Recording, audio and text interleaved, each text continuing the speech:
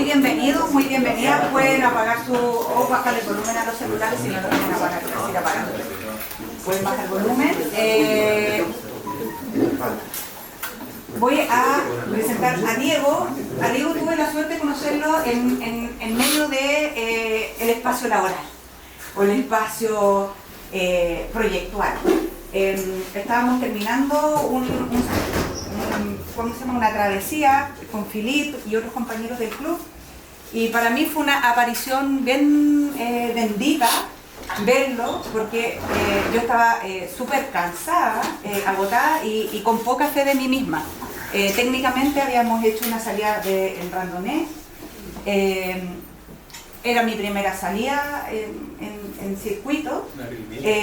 Todos nos equivocamos un poquito la ruta, entonces tuvimos que meterle extra turbo, energía, y yo era la última de 4. Y en el camino veo esta silueta y yo no sabía si era una roca o un humano, y fue la verdad una cosa mixta entre roca y humano y corazón, porque me dio la energía para terminar ese último tramo. Y no solo eso, arriba tomó mi mochila, que estaba súper pesada, bueno, después casi que no tanto en realidad, tomó la mochila, me dio ciertos tips de cómo al final meter los zapatos plásticos, o sea, en muy breve fue una suerte de apoyo Salvador Coach. Y la cosa no termina ahí. Hoy, ¿qué onda el plátano que está? Perdón. Gracias. La cosa es que, como si fuera poco, más encima, experto manejador de caballos en cerros. Y ahí venía la parte, yo nunca había andado caballos de este randonnée, y me explica cómo montar a caballo, y no era cualquier retorno, sino que era por un filo súper escarpado y pronunciar la ladera. Y en ese caso Diego lo que hizo fue transmitirme sensación de confianza, de que yo era capaz. En realidad no había de otra, pero lo hizo súper bien. Nos entregó un shot de energía a los 4 que veníamos cansados. No sé si era tu caso. ¿Estabas cansado? ¿Líder? Sí, todo es culpa de Philippe. Todo culpa de Philippe. Y bueno, y así conocí a Diego. Y después supe que Diego tiene un tremendo currículum. Forjador, herrero, maestro, diseñador, profe, además organiza ¿cómo se llama la competencia de escalada en hielo en Portillo? Yo creo que si les pregunto a los aquí presentes, podríamos terminar de armar este caleidoscopio de identidades que es Diego. Bueno, y estoy súper orgullosa que se haya animado a presentarnos lo que viene, que es algo así como una historia de la escalada en hielo, y cómo el club y su relación con el club ha contribuido a esta historia, ¿no? Y aquellos no personajes, sino esos humanos que de alguna manera se comportan y se comportaron como héroes, y que no los tenemos necesariamente presentes a la hora de hablar de este patrimonio cultural, patrimonio también deportivo, en fin. Ya, sin más, dejo con ustedes a Diego Vergara Lira, nuestro querido expositor. Gaby, primero te doy una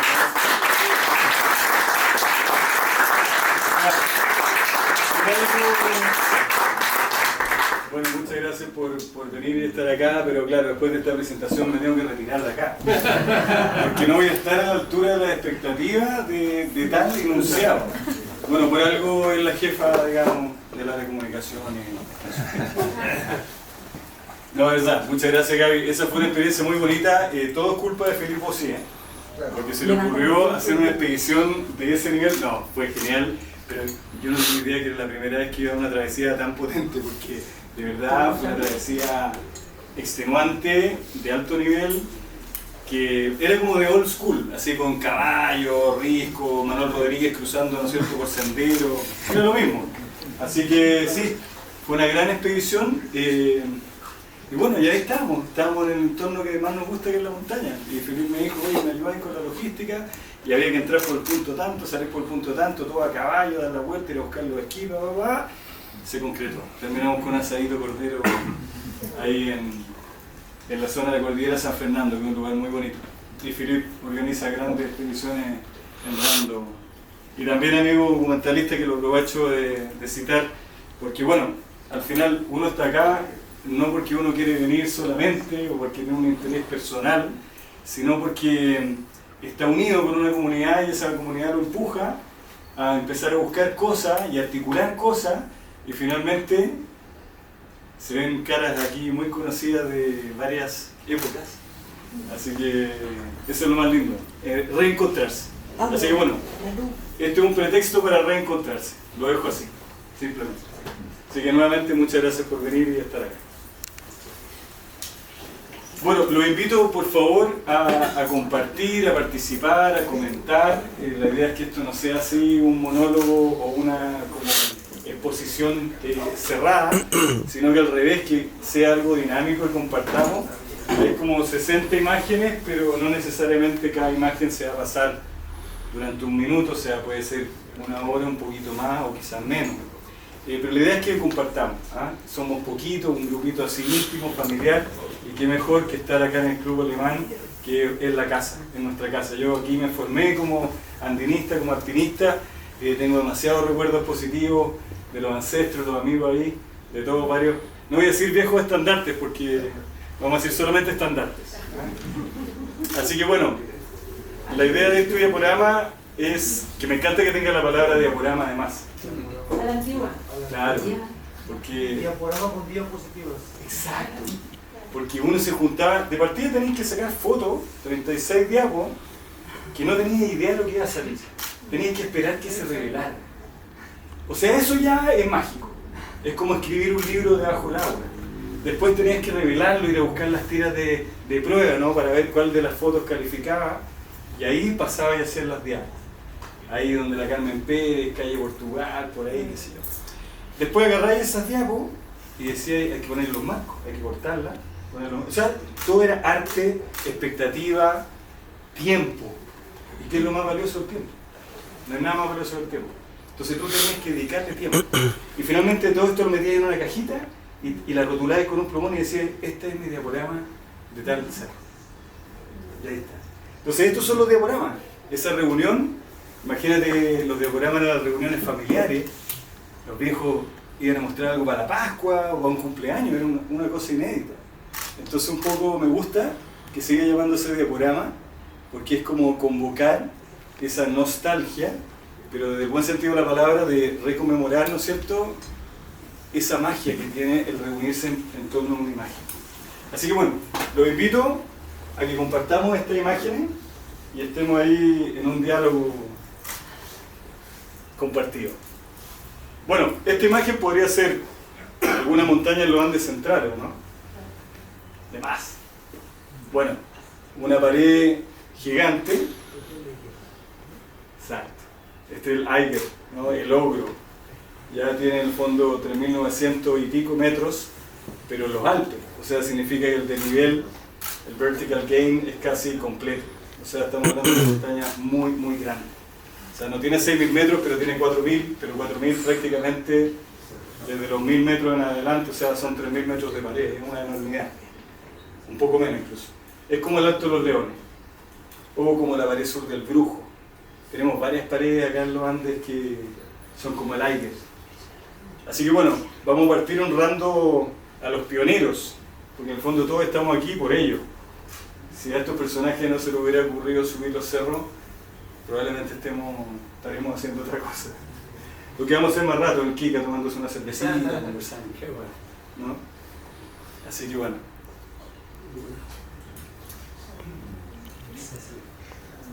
Estos equipos eran los que ocupaban antiguamente en la década del 30. Este es el Eckenstein. El modelo Eckenstein, que fue un genio, ¿no es cierto?, de la metalúrgica, un herrero. Acá hay varios herreros. Allá hay otro metalúrgico por allá atrás, con Pablo. ¿Y qué es lo que nos conecta con los fierros, como le llamamos cariñosamente a este camino, ¿no?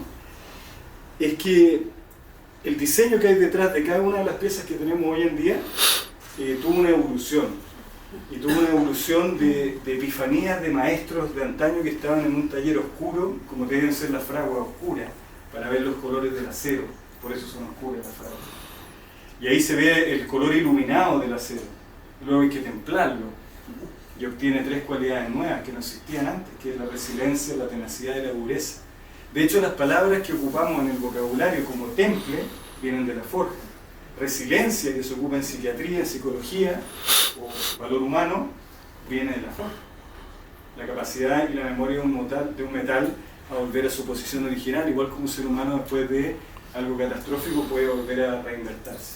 Lo mismo que el acero, de ahí viene. Entonces este personaje, Eckenstein, inventó estos crampones que eran crampones modulares, o sea que estaban diseñados con 2 piezas que se podían articular, porque antiguamente los primeros crampones eran de talón, tenían solamente 4 puntas, y los primeros eran de 2 puntas que se ponían al medio del pie, que lo ocupaban los pastores en los Alpes, y desde la Edad Media empezó a sufrir una evolución hasta que llegó más o menos hasta 1900, 1910, donde el diseño Eckenstein pasa a ser el crampón modular moderno, ultra sofisticado. De hecho, Álvaro, corrígeme, pero hay un par de Eckenstein acá en la vitrina, ¿no? Eckenstein. Sí, Eckenstein. Gracias por la corrección del lenguaje. Hay unos Eckenstein originales, ¿no? No he visto la marca, pero creo que son iguales. Sí, son los mismos. Sí. Entonces, claro, era el crampón más moderno que tú podías tener en la década del 20, en la década del 30, hasta que se inventaron las puntas frontales. Después de las puntas frontales empieza a cambiar el mundo, que significa que nosotros para escalar una pared de hielo necesitamos unas picas frontales en la punta de nuestros pies para poder clavar y escalar cosas verticales. Hasta esa época se ocupaba el pie francés, que es un pie plano, ¿ah? En el fondo con 12 puntas clavadas sobre el hielo, pero tú tenías que hacer un movimiento articulado plano, cosa que en una pared vertical es muy difícil de hacer. Hasta 70 grados los grandes maestros como Messier Contamina logró masterizar esa técnica hasta 70 grados, o sea, imagínate. Hoy en día le pasamos un Eckenstein a cualquier escalador en hielo y ni en 30 grados se va a poder manejar bien. Entonces estos tipos eran formidables. Talento, resistencia, tenacidad, nuevamente volvemos a esos valores humanos. Ellos tenían esos valores. Bueno, estas puntas después pasan a ser frontales, ¿no? Se empiezan a mover y que lo instauran principalmente los alpinistas alemanes. Por eso la técnica de clavar el crampón con puntas frontales se llama originalmente técnica alemana. Bien, y hoy en día pasó a ser la técnica mixta, porque se ocupa el pie francés, el pie alemán, por una técnica que inventó Yvon Chouinard en los años 70, que es la técnica mixta. Entonces evolucionó la técnica, evolucionó el diseño, pero sin estos aparatos hubiera sido absolutamente imposible. Ahora, les advierto, para ocupar eso hay que tener mucho coraje, o sea, no solamente el equipo, ¿ya? Y ahora vamos a entender por qué. Bueno, muchos de ustedes conocen esta imagen, ¿no? La araña blanca. La araña blanca, libro de Henry Harrer, ¿no es cierto? Gran libro. Ese de la película 7 años en el Tíbet. Exactamente. Henry Harrer. No fue la película del libro. Exacto. Para aclarar, Henry Harrer, gran alpinista que lo vamos a conocer, austriaco, que fue uno de estos personajes de la cordada, que es el que está aquí. Henry Harrer es un personaje que no solamente la película 7 años en el Tíbet debería hacer homenaje, sino que muchas películas, porque tiene una vida épica, ¿no? Su historia es extraordinaria, después fue opacada, ¿no es cierto?, por la prensa, por cosas del mundo moderno y falsa ideología. Sin embargo, su espíritu siempre fue el mismo espíritu, un hombre libre, amante de la naturaleza, que no tenía ningún tinte con ninguna ideología. Entonces este personaje, Henry Harrer, que ya lo vamos a conocer un ratito más, fue el que inspiró la película de los años 90 donde actúa Tom Cruise, o sea, perdón, Brad Pitt. Usaba esos crampones. Exacto. Así que muy recomendable el libro La araña blanca, que es la historia de la pared norte del Eiger, que lo vamos a conocer ahora, y el libro 7 años en el Tíbet, porque ese libro es alucinante y todo lo que se ve en la película a grandes rasgos diríamos que fue real. Bueno, pero antes de eso, esta acordada. Miren por favor, para mi gusto, esta es una de las fotos más poderosas del alpinismo, de la historia del alpinismo. ¿Por qué? Porque están los valores humanos. Mira estos niños, la cara, la ilusión, la admiración, mira esta cordada, la amistad, ¿no? Heckmayer y Folk, o Folk, Fjord, ¿cómo se dice? P-O, cremilla, Folk, Heckmayer, Kasparek, Harrer, ¿ya? Henrik Harrer. Ellos dos, de origen austriaco, ellos dos de origen alemán.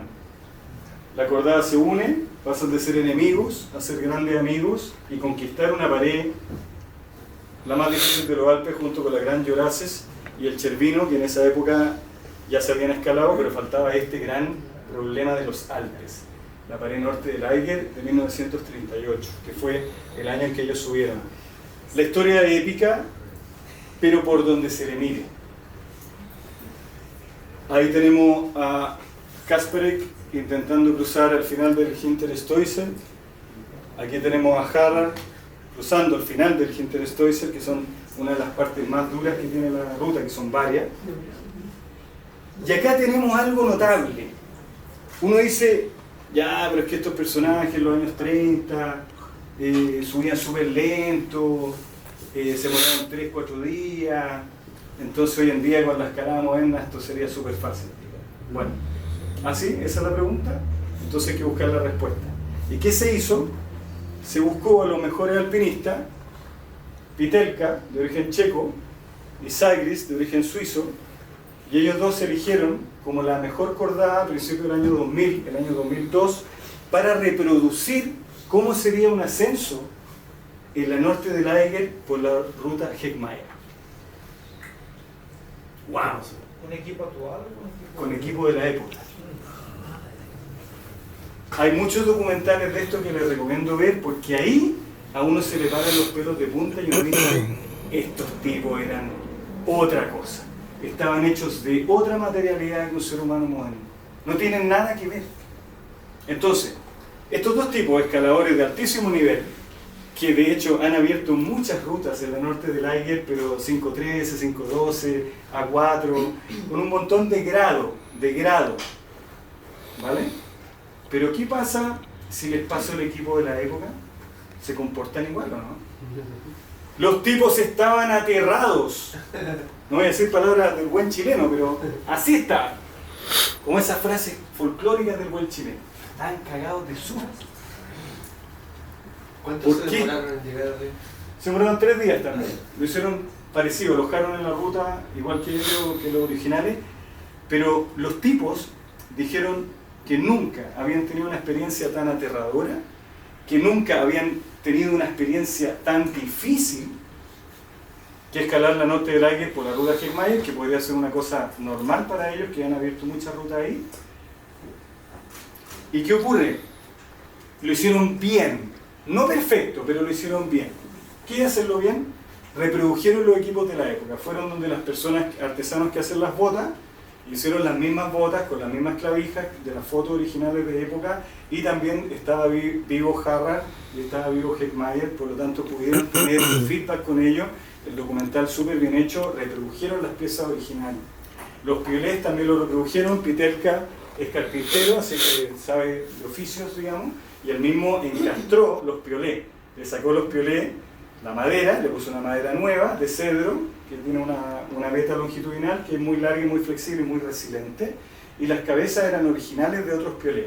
Los crampones son de Grivel. Los Grivel, para que ustedes sepan, son unos hermanos de la calle de Courmayeur.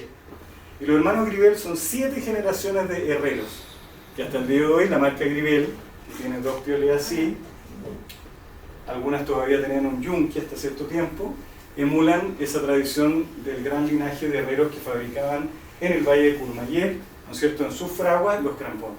Entonces los tipos hicieron con los últimos Grivel, los crampones, con los nuevos piolés, digamos, modificados por Pitelka, pero con cabezas antiguas, las mochilas, la ropa de lana, cuero, los guantes Loden austriacos, que esos que se abrían y quedaban con los dedos así para poder escalar.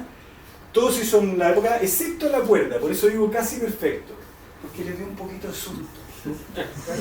¿Ya? Entonces fueron a Mammoth, en Suiza, ¿no es cierto? Gran empresa de equipo de escalada que todos conocemos, y agarraron estas cuerdas de cáñamo, de Manila verdaderamente, y las testearon. Y las pruebas de Mammoth a los 5 metros, con el peso de 80 kilos de un escalador, se cortaron. Que eso no es nada, o sea, 5 metros caerse, hoy en día con las cuerdas de escalada dinámica estamos acostumbrados a pegar vuelo en roca, en hielo no se puede caer, y acá tampoco era acá también era sin caerse. Esta época era sin caerse. Atento a eso. Y entonces, sin arnés, con la técnica checa. De hecho, Pitelka, que el año 2000 debe haber tenido unos 40, él aprendió a escalar en el Cáucaso con la técnica tradicional que todavía lo ocupaban en la República Checa, que era el arnés de pecho amarrado con las cuerdas. Entonces, ¿qué pasa? Que claro, te caes 5 metros, pero te quiebras varias costillas, te puedes morir de asfixia y la cuerda se te puede cortar, o sea, todo mal. ¿Ya? Entonces, en esa época era sin caerse, era sin arnés, era con puros nudos duros, porque eran directos al mosquetón, no había dinamismo en las cuerdas, por lo tanto era una caída estática, o sea, un golpe, imagínate el guaracazo que recibían. Bueno, entonces casi perfecto. ¿Y sin casco? Sin casco. Sin casco. El casco se introdujo recién Bonatti en el año 60. Y asegurador a cuerpo. A cuerpo. Con la técnica Dulfer, a cuerpo, ocupando el cuerpo como un 8, ¿ya? O sea, generando roce en la cuerda. Mientras más lados te pasaba la cuerda en el cuerpo, más roce generaba, entonces te frenaba más. Imagínate cómo te quedaba la cuerpa. Bueno, entonces estos personajes, ahí están las botas, la reproducción original, con las tachuelas de época, contaban que era como andar con patines, porque se reparan. Perdón, ¿y de ferretería qué tenían? Lo vamos a ver. Mosquetones eran de acero, no existía el duraluminio, o sea, ya pesaban un montón. Los tornillos de hielo que todavía no se inventaban, se ocupaban clavos de hielo, que los vamos a ver. Los clavos de hielo funcionan súper bien, pero el problema es para sacarlo. Tienes que destruir el hielo para sacarlo, o sea, es muy laborioso. Se escalaba con un piolé y se hacían nidos de golondrina para las manos y se hacían peldaños para los pies. ¿Ya? O sea, imagínate. Bueno, Harald se demoró 5 horas en llegar al segundo nevero aplicando esa técnica en un relato de la araña blanca del año 38 al aire. Entonces ahí uno se da cuenta que estos tipos era otro nivel. Entonces ya tenemos a Sygris y a Pitelka, renombrados alpinistas, dijeron que era una cuestión. Estas son fotos originales del ascenso del 2002.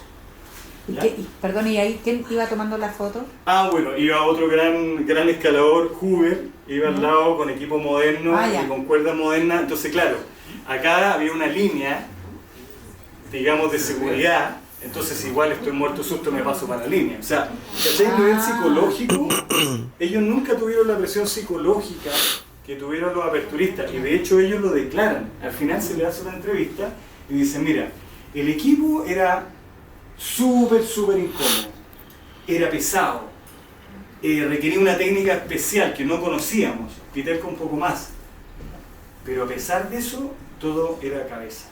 O sea, no te podías caer, no tenías nadie al lado, mirándote, sacándote una foto, tirándote una cuerda, un salvavidas, no existía nada de eso. Y pasado cierto nivel de la pared del Eiger, por ejemplo, la araña blanca tiene este nombre porque hay una sección que se llama la araña blanca, es el punto de no retorno. ¿Ya? Espérate, ahora viene lo peor. Los del año 38 rapelearon por la misma ruta. Eso tiene. Ellos salieron por el túnel del tren con una Red Bull. Entonces, no podéis compararlo. Rapelearon por la misma ruta, o sea, eso es una cosa enferma. O sea, cualquiera de los que está en esta sala que ha escalado una pared escabrosa de los Andes Centrales, que para mí me gusta una tremenda escuela. Los Andes Centrales son montañas duras, agrestes, de mala calidad de roca, muy psicológicas, muy expuestas, donde te pones a prueba como en estas circunstancias, pero no rapeleas jamás por la ruta. Nunca. La Sur de la Arena no la rapeleas por la ruta, la Sur del Morá tampoco. ¿Y por qué rapelearon por ahí? ¿Que no hay de otra? No era otra. Sí, había otra, pero estos tipos eran... Lo dicen. Hay un código de honor. Hay una ética, que es como de los caballeros medievales. Es como tú te enfrentas en una justa, ganas o mueres. Así no. Entonces el código ético que tenían los del año 38 no tiene nada que ver con el código actual. O sea, tú tenías que escalar la pared y salir de la pared por tus propios medios sin tu ayuda. De hecho, en la cumbre lo estaban esperando varios amigos. Lo esperaron en la cumbre y lo esperaron abajo. Los reyes se abrazaron, ahí celebrando con su amigo y ya, nos vamos, rapeleamos, chao, nos vemos. ¿Quién hace eso? Pero sí, yo creo que obedece más un código ético, si bien podrías haber salido, lo que dijeron no. Esto hay que hacerlo completo. ¡Wow! Ahí está Pitelka y Sigres. Bueno, les recomiendo ver, esta es una foto media vintage, pero es la misma, es del año 2002. ¿Y cómo se llama el documental? Mira, no sé el nombre exacto, están muchas fuentes, hay suizos, hay alemanes, hay ingleses, pero tú pones Ascenso del Eiger moderno o con estilo de época, Sigris y Pitelka, te va a salir toda la información. Bueno, la Norte del Eiger, ¿qué año fue? 38. 1938, ¿no es cierto? Y esta pared la reconocen, ¿no? Ahí Armando Montero, que ha estado colgando esa ruta, la reconoce. Alto los Leones. ¿Saben qué año se subió por primera vez la noroeste de Alto los Leones? 38. El aire fue el 38. Antes de mayo. Más millón. ¿Qué año fue este? 38. Yo también diría 38. 39. Justo un año después de que hayan escalado la norte del Eiger, un chileno, Carl von Piderit o Carlos Piderit, con la pareja más maravillosa que puede existir, es como Tristán y Isolda de la escalada, los marmilló. Frederick y Dorley Marmilló, junto con el chileno alemán Carlos Piderit, escalan el año 1939 la noroeste del Alto Los Leones. Eso es un hito a nivel mundial. Mundial.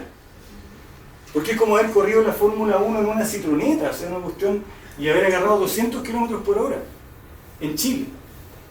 Esto es único. Y no le hemos rendido el nivel de homenaje que esto merece. O sea, nuestros ancestros andinistas, alpinistas chilenos son pero a todo nivel. Chile ha sido un escenario a nivel mundial de gestas épicas como esta. Porque es notable. O sea, imagínate, con el mismo equipo, un año después. Y te diría que la noroeste del Alto de los Leones, a mí me tocó ir con mi gran amigo Armando Montero acá, y quedamos impactados los cabezones los viejos. O sea, habían partes que alguien más, no sé si le ha tocado ir. Es impactante la ruta porque es old school. O sea, en la mitad de un lugar sin ningún seguro que poner, un clavo metido en la mitad. Y un clavo que metido hace 50 años. Te pasan volando unas lavadoras. Es una zona de trinchera de guerra, te caen. Es que los Andes centrales, la roca no es como en los Alpes. Entonces te cae mucha roca. Entonces, sí, es ese nivel. Entonces, bueno, quería hacer este como comparativo de pasarnos de la norte del Eiger del 38 con esta cordada extraordinaria que unieron fuerzas, porque ojo un detalle, hay mucho valor humano en lo que pasó en la norte del Eiger del 38. Los austriacos y los alemanes, que si bien son de la misma familia ancestral, piensan algo. El año 36 se había muerto Hinterstoise, se había muerto Tony Kurz y los otros dos integrantes, que eran bávaros, en la pared. Entonces imagínate que era una pared que ya había reclamado demasiadas vidas y se enfrentan a ese lugar, pero estas eran dos cordadas separadas. Los alemanes iban por un lado y los austriacos iban por otro lado y se encontraron en la pared. Harald tenía un crampón, un par de crampones para los dos, se los turnaban. Y ahí Hickmayer, que tenía un equipo pero de la más alta calidad y un extraordinario escalador, dijo: ya cabrón, tranquilo, yo pongo mi equipo a disposición y yo me voy a ir adelante, y ¿sabéis qué más? Unamos las cordadas y chao. Y fue como un acuerdo y los tipos salieron vivos de la pared. Eso es una cosa épica, a todo nivel. Bueno, y lo que ocurre acá, en el Alto de los Leones, es algo muy notable, porque imagínate esta pared monstruosa de los Andes centrales, que es intimidante, ¿no? Han estado en el Valle Juncal cuando uno va entrando y ve este como trono pétreo, pero gigante, como de un dios de un tamaño inconmensurable que habita ahí, qué asusto, qué asusto. Entonces imagínate ir a escalar. Bueno, en esta zona que es el Gran Diedro cae mucho material. La norte es prácticamente imposible, es solamente un intento hasta esta cascada, no ha sido escalada. Solamente nuestro grande prócer Casasa y Izquierdo por la cara oeste, por el otro lado, tiene una ruta muy linda que no ha vuelto a ser escalada. Y está la ruta... Sebastián Montes dice que la escaló esa ruta. ¿Esta? No, la de Izquierdo y Casasa. Ah, sí, Dice que la repitió. bueno. Él con Mauricio Rojas. Mira, es un datazo, porque hasta el momento muchos pensábamos que era solo Casasa y Izquierdo. Y lo contó Izquierdo acá, o sea, No, Juan Sebastián Montes respondió a la publicación en Instagram. Dijo que también Fue le dice. como sin cumbre, creo que fue la pared. Ya. Mira, qué bueno, notable. Bueno, es una montaña que tiene muy pocas ascensiones. Por la noroeste hay varias cordadas, de hecho el ejército yo creo que tiene 6, ¿no? Las cordadas del ejército tienen muy buenas ascensiones por esa ruta. Y es una ruta de la época, como de la época del Eiger. ¿Por qué? Porque son atrincheradas, van buscando los lugares más protegidos para asegurar, buscan los lugares para poder vivaquear, si se echa a perder el clima. Entonces había una estrategia en la época antigua de la escalada, la época épica que me gusta decir a mí, donde los alpinistas diseñaban una estrategia para ir a la montaña.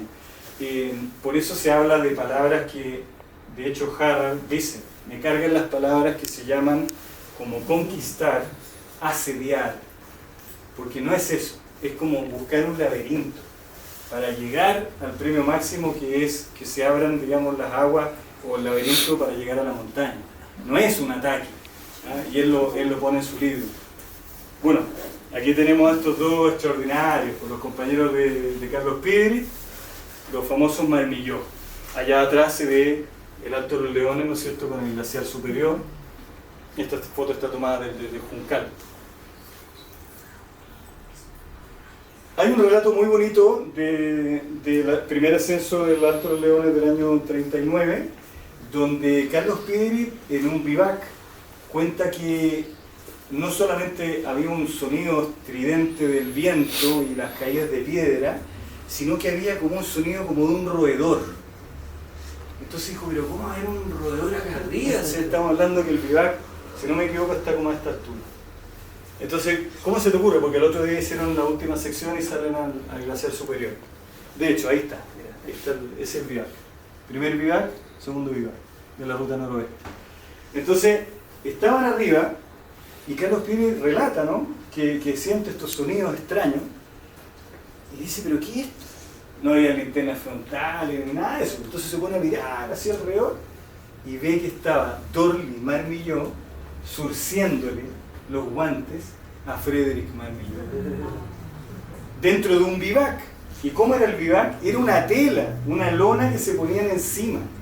No llevaban saco de dormir, no llevaban saco de vivac, nada. Una gran tela, como un almofrej antiguo, cosido por el contorno, donde se metían los tres. Entonces tú compartías y el calorcito humano ahí estaba ahí, pero es una situación escabrosa. No, yo pasé un 18 de septiembre en ese punto junto con dos locos que no sé por qué nos dedicamos a hacer un asado. Estábamos Armando Moraga y Carlos Pinto, aquí los tres giles mirando las lucecitas de abajo, pensando en los asados y pasando la noche ahí. Bueno, teníamos mochilas, como saco de vivac, unas buenas parcas de pluma, pero estos tipos andaban con unas telas de lona y con un anorak, que era lo que se ocupaba, que tiene un gran bolsillo acá y un capuchón, sería, o sea, no, otro nivel. Bueno, acá hay algo muy interesante que lo tengo publicado en Andes Handbook, o lo tengo, digamos, lo he anunciado en algunas publicaciones, que tiene que ver con la ruta, pero esto ya es como harina de otro costal. La ruta que escalamos, el 98% de los alpinistas modernos, la noroeste, no es la noroeste, ¿ya? La ruta original de los Marmilló y Piedri va más por la izquierda y la ruta que hacemos convencionalmente como la noroeste va a este lado. Y eso lo descubrí haciendo una superposición de las diapos de las primeras ascensiones con las modernas. Y casi no se sube por la ruta Marmilló. Así que queremos puro ir ahí para encontrar varios clavos y cachureos y ferretería que nos encanta bajar de la montaña o dejarla honradamente en ese lugar. Así que esa no es la ruta que se escala, por si acá. Dato. Va más por la derecha, la actual. Bueno, empieza a evolucionar este tema de las puntas frontales, los piolés se acortaron. De hecho, Eckenstein, el piolé normal tenía 1,30, algunos tenían 1,10 y él lo dejó en 83 centímetros. Dijo 83 centímetros perfecto. Pero no tiene que ver con la estatura. Porque de hecho, Armando, perdona que te moleste, pero ¿puedes venir por favor un segundo? Tú me ves como 1,90 y tanto. Ya, no, pero por favor, si esto es un dato muy importante. Somos la acordada dispareja, porque yo me tengo que poner un direccional para poder asegurar este momento. Bueno, si tú pones tu mano hacia el lado así, la distancia de los nudillos al suelo es casi la misma, ¿no? Oh, sí. Interesante, ¿no? Sí. Gracias, amigo. Una cerveza para él, por favor. No, gracias, amigo. Esto creo que le he pedido como 10.000 veces en los cursos, en los talleres. Bueno, eso es, la altura, la estatura de una persona no tiene nada que ver con el largo de los piolés. Eso es un mito y está mal, no funciona así. Tiene que ver con la pendiente, ¿ya? Los piolés más cortos son para mayor pendiente, los piolés más largos son para menos pendiente. Eso es todo. Entonces Eckenstein dijo que esta cuestión es ridícula, 1,30 m, pero es que antes se clavaban y se ocupaban como baranda, era otra técnica. Entonces después lo acortaron, después Chunel lo siguió cortando, pero el que más lo achicó fue un personaje que es un genial, que ya lo van a conocer, que es un escocés. Los escoceses, como siempre, súper revolucionarios. No, ese tipo se pasó. Pero bueno, volvamos al morado. Estamos en los años 30, final de los 30, 40, 50. El equipo no tiene muchas variaciones. Y acá se hace una ruta muy, muy bonita y que tiene muy poco mérito público, digamos, que es la ruta también de Carl von Piderit, Carlos Piderit, junto a su sobrino Silva Piderit, ¿ya? Obviamente se engrupió el sobrino, le dijo, no, vamos a hacer algo fácil el fin de semana, ¿me quiere acompañar? ¿Ya? Bueno, Carlos Piderit fue uno de los primeros profesores en hacer clases de escalada en hielo en Chile, digamos, en los años 50. Tengo la fortuna de tener harta información de él, porque mi abuelo, que era esquiador en los años 30, era muy amigo de Carlos Piderit y compartían un refugio en Farellones. Entonces estaba el piolé mítico de Carlos Piderit con el que había subido el Alto de los Leones, y esa información quedó dando vuelta por transmisión oral. Yo convidé a este programa a una nieta de Carlos Piderit, pero no sé si vino. No. Bueno, la encontré en Instagram, un día veo Piderit y le escribo, oye, ¿tú eres algo de Carlos Piderit? Ah, sí, mi abuelo subía a cerro. ¿Natalia? Natalia. Sí, el hijo del compañero curso del hijo del colegio. ¿En serio? Sí. Cáchate. ¿Tú sabías que era...? Sí, yo una vez me envié la pieza también. ¿Te preguntaste de esto? Sí. Y claro, me dijo, sí, no, sí, mi abuelo subía a hacer... Tu abuelo era un prócer de la escalada en Chile, o sea, ¿qué te pasa? Bueno, y me mandó fotos, y ya viene, digamos, hay un tema ahí que hay unas fotos para recuperar. Pero ¿qué pasa? Que Carlos Piderit se inauguró una ruta de escalada en hielo de pura y dura, digamos, que es la suroeste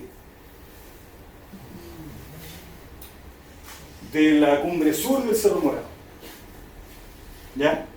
Y esa ruta nosotros la repetimos con Eduardo Mondragón y Martín Baldofer. Cuando a mí también me engrupieron como el sobrino de Piderit, yo era una mascota, me llevaron.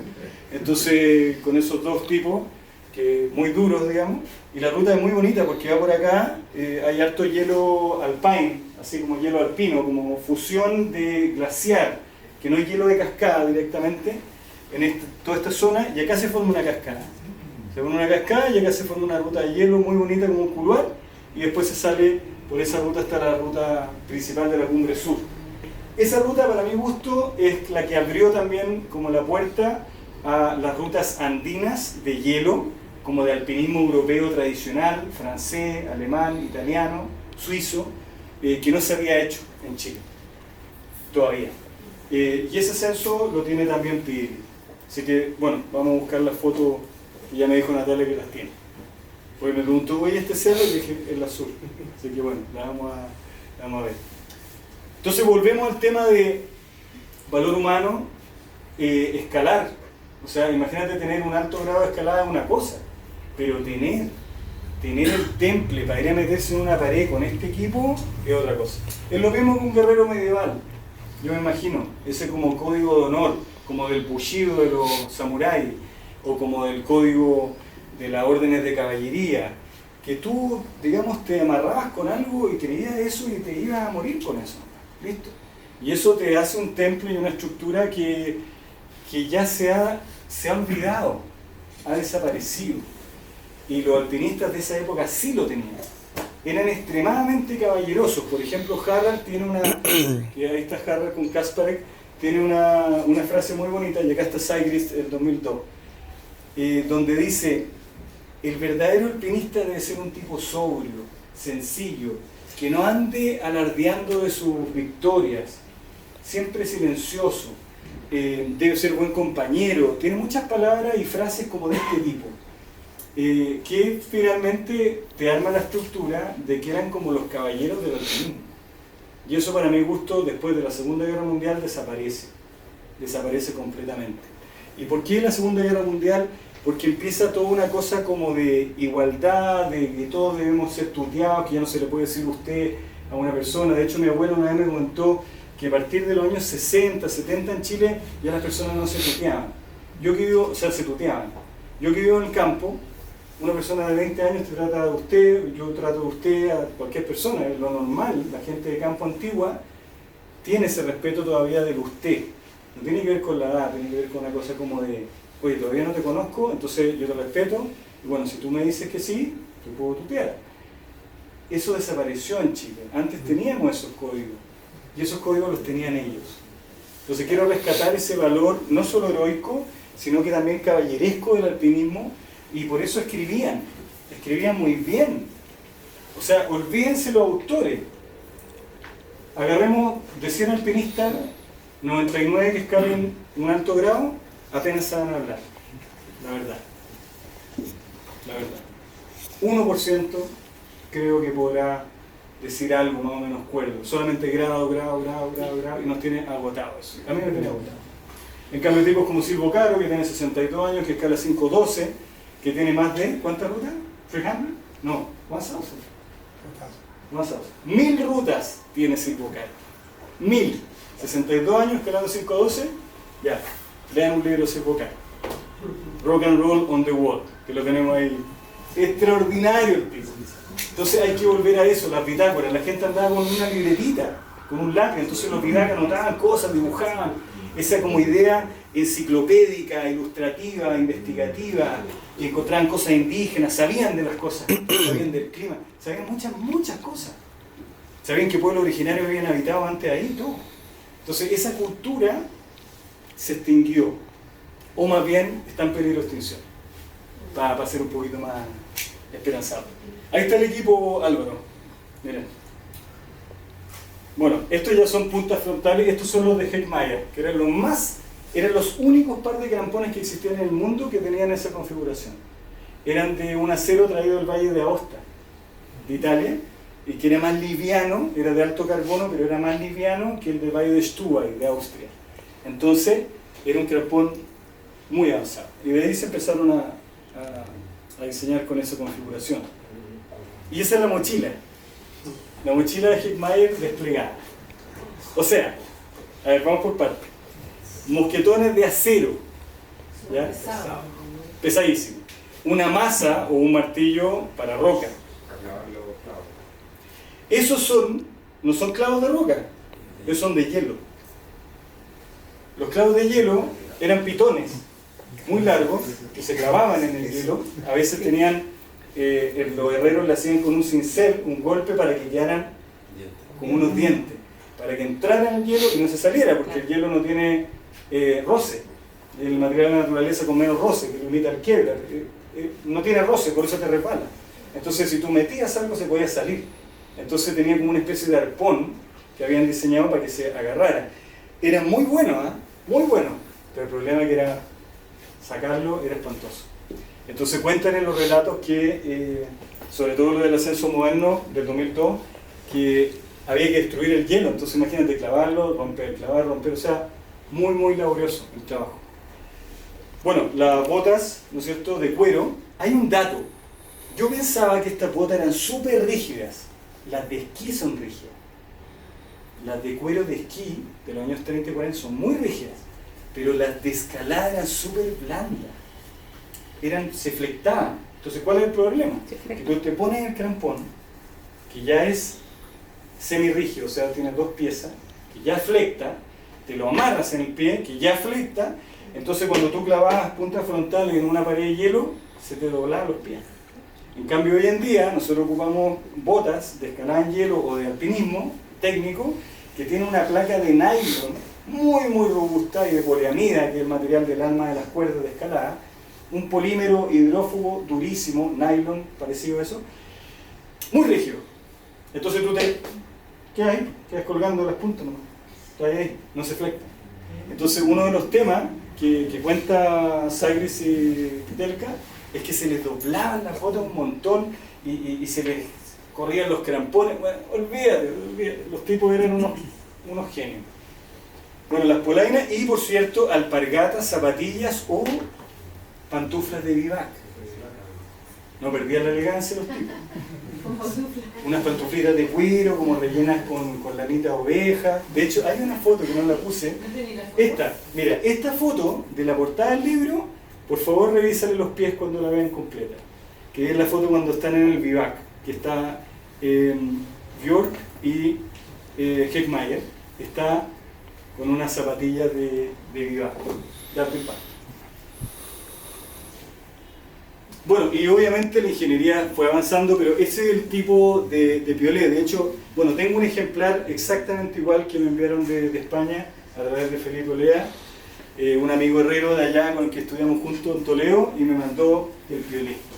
Y me dijo, compadre, lo tenéis que tener. Y es exactamente el mismo, y tiene una particularidad, que la punta en esa época era afilada.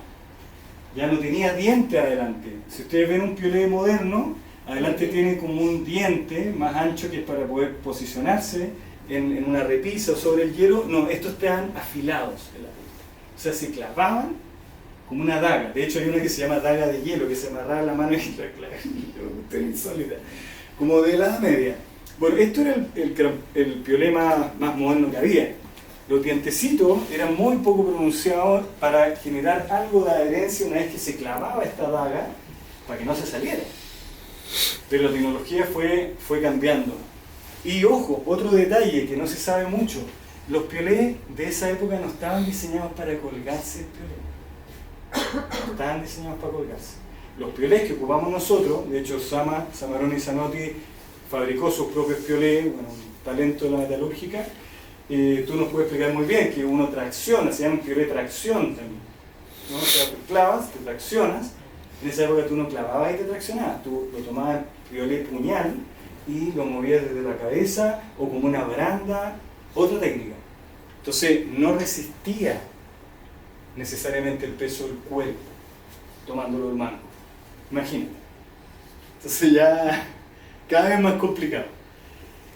Y esta evolución, digamos desde los años 30, finales de los años 30 hasta los años 60, ojo. Durante 30 años prácticamente fue lo mismo, pero hay un gran detalle que es la punta que, digamos, popularizó Yvon Chouinard, porque tiene un diente mucho más pronunciado. Ya perdieron el tema como de cuchilla tipo puñal, y también tiene una perforación para poner directamente un mosquetón y hacer un anclaje alpino con un nudo dinámico o fijar un bellastrín, etcétera, etcétera. O sea, ya tenía un uso de escalada que no tenía lo otro. Que lo otro sí era muy redondeado acá, que es una pieza muy bonita de forja. Yo se los comento como, digamos, siempre voy a tener que irme hacia el lado de la forja, pero es muy bonito, es una pieza escultórica como Brancusi, así como todo curvo. ¿Por qué? Porque la cuerda se pasaba por arriba para generar más roce y hacer anclaje alpino con un pie. Entonces aseguraban y después sacaban el pie y sacaban el pie. Los pioneros lo llevaban en la espalda. ¿No alcanzo a ver, son todos Stubal? Sí, sí.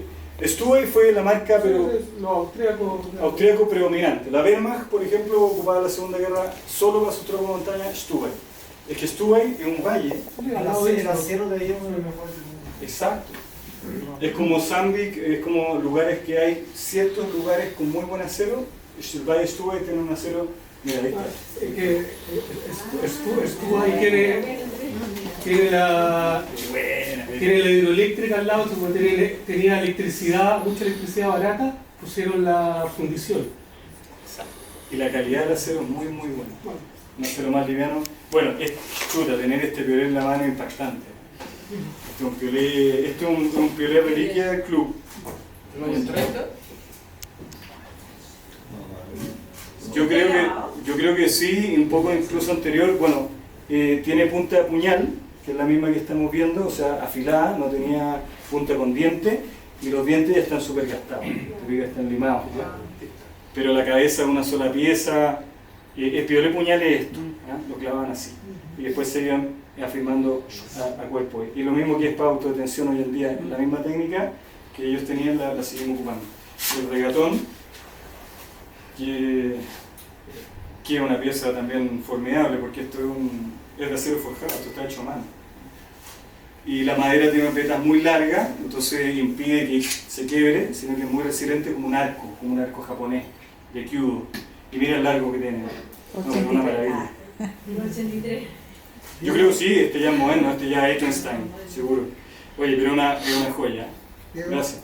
Aquí tengo una foto de un piolé como ese, ya que usó Roberto Busquets cuando fue al Tablaguillo. ¿En serio? A verlo. Ah, claro, es la misma. Exactamente. Es que claro, el ojo, cuando le aparece la perforación en el ojo, ya te habla que es como después de los 50. Pero antes todos eran ciegos. Entonces, claro, eso tiene que ser en el 30. También funciona muy bien como arma. Recuerden que Trotsky funciona como puede ser interesante. Nadie sospecharía de un piolé. No, bueno, después de Trotsky sí, digamos. Bueno, te fijas, entonces es muy bonito que a la par va evolucionando esa historia, ¿no? Y acá viene este personaje. Bueno, no vamos a apagar la luz porque queremos ver que llegue el piolé a manos del club, porque puede ser que desaparezca. Claramente el que primero se lo llevaría sería yo, pero el segundo va a pasar. De todas maneras. Bueno, este personaje es un notable porque este tipo revolucionó también el tema del piolé. Porque en el fondo no solamente lo achicó extremadamente, sino que le cambió el ángulo a la punta. Juan Pablo. Exacto. Camis Maquines, el zorro de Escocia, un notable, ¿ya? Y inventó un piolé que es como salido de una película de ciencia ficción, no sé, una cuestión muy rara. Y el nombre es genial. Les presento, por favor, su obra. Terror Tactics. Ese fue el piolé diseñado, bueno, uno de los tantos, porque modificó muchos piolés, pero fíjate que esto ya tiene la configuración de un piolé moderno. O sea, nosotros que empezamos a escalar en los 90 con piolé en hielo, ocupamos piolé recto, chiquitito, ¿te acuerdas el sonriente? Hay uno acá en el club de eso, martillo. ¿Maquines? No sé, pero era... Vamos a usar el equipo, por favor. Tenía unos chicos cuando llegaron los campos, Ya. había uno así. Probablemente puede haber sido un super curmallero, ¿no? Que... Era una parada de un supertanque, unos martillos cortos. Sí, Mira este. Muy corto. No sé si será algo así. Ojo, claro, el piolé hacha. Notable, ¿no? Ese historia. Bueno, entonces empieza a evolucionar el fondo del alpinismo, pero ya se empieza a alejar este concepto heroico y empieza a subir el concepto del equipo. Entonces el equipo es el que empieza a dar más seguridad al alpinista, ¿no es cierto? Y a disminuir un poco también su coraje, porque en la medida que yo estoy confiando en el equipo, sé que, ay, si me caigo no pasa nada. Pero en esa época no. Si tú te caías, era sin caerse. Entonces el pterodáctil, digamos, era algo muy notable que es como un gancho. De hecho, la técnica que se usa para escalar en ese piolé no es de swing, no es de clavar, sino que es de ganchear. porque generalmente los escoceses con Ben Nevis y otras rutas de escalada son muy cabezones, tienen un anclaje muy distante, así que si algún escalador escocés o de Gales los invita a escalar en roca, atenti, porque puede que se mande unos run-out como de 15 metros entre cada uno de los segundos. Los tipos son muy duros para poner seguro. Hay que mandarle primero entonces. ¿Perdona? Hay que mandarle primero entonces.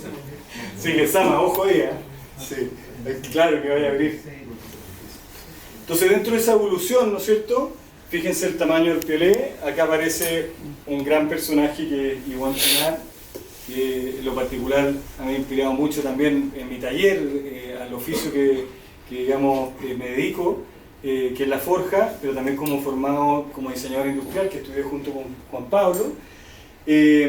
Me pasa que se unen esos dos mundos, el mundo de los fierros, del diseño y del alpinismo o del andinismo, de la montaña, donde tú empiezas a entender que ciertas cosas operan de una cierta forma y que se pueden mejorar y que se pueden modificar. Y de hecho ahí aparece algo que lo vamos a ver un poco más adelante, que es buraquear.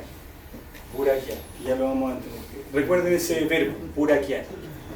Bueno, este personaje, Yvon Chouinard, fundador de Black Diamond, fundador de Patagonia, era herrero y no tenía plata para ir a escalar, entonces en su forte se iba a Yosemite, abría la maleta del forte y ponía sus clavos, que como eran de alto carbono, templados en aceite, con alta dureza, eran muy buenos para roca muy dura, que en este caso el granito.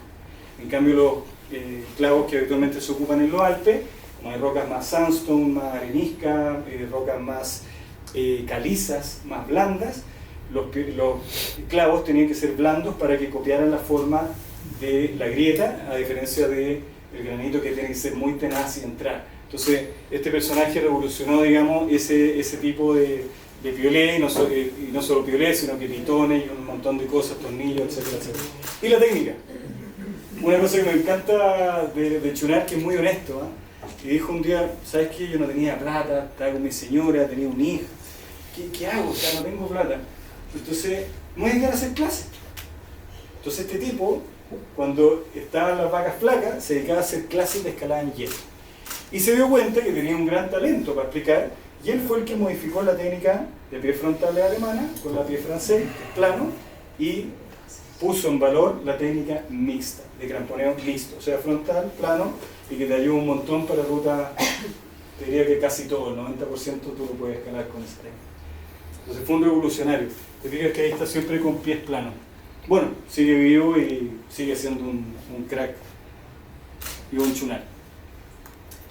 Y acá algo muy interesante, que es como se nos olvidan estas cosas, es como para tomarle el valor, es como cuando ustedes llegan a su casa y se dan una ducha caliente después de la montaña, eso es como un hotel 5 estrellas.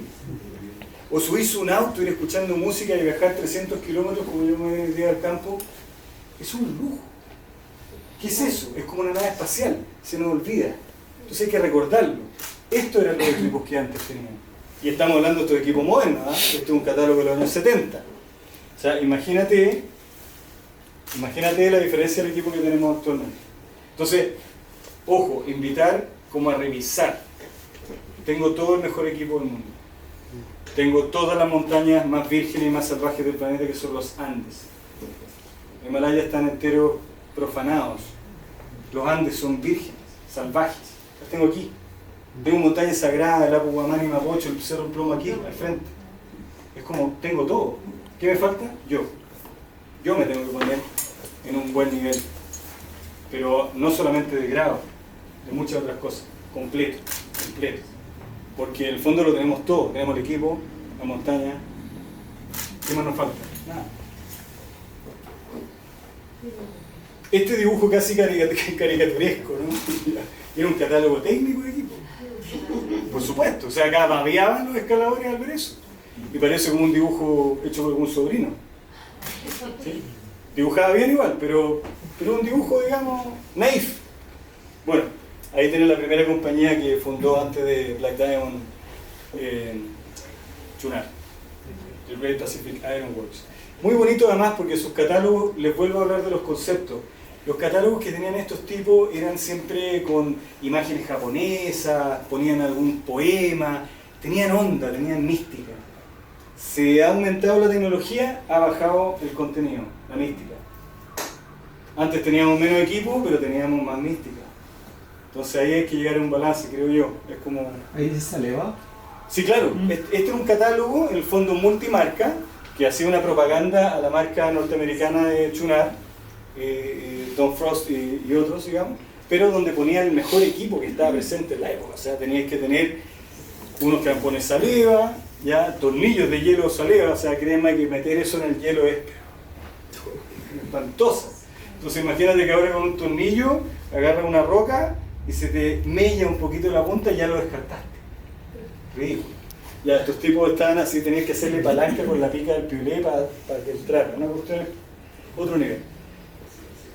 Bueno, y de ahí, en el fondo, como la idea era como partir desde este origen del alpinismo más moderno, más técnico, entendiendo esas grandes diferencias del equipo, ya también nos acercamos hacia la técnica.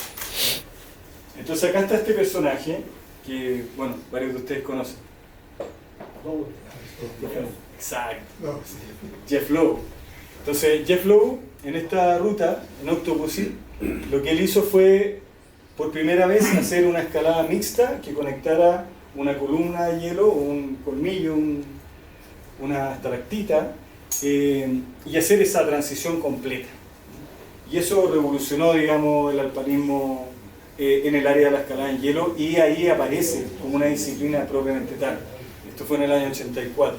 Entonces ahí empieza como a abrirse una nueva beta, es como un nuevo deporte olímpico, por así decirlo. Entonces, claro, la gente ya empezó a decir, chuta, esto se puede escalar con piolé y crampones, entonces echémosle para adelante.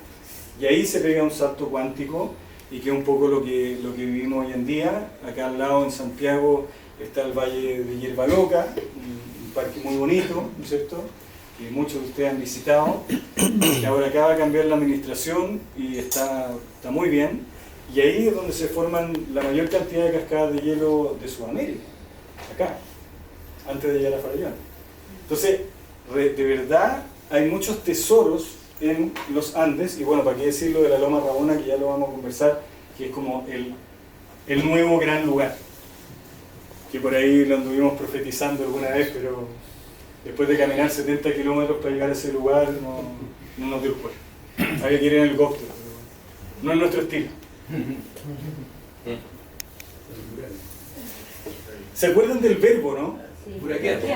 Buraquear. Bueno, ahí tienen al gran Dagoberto Delgado y a Cristian Buraquio, dos grandes de Chile, de las montañas, de la vida.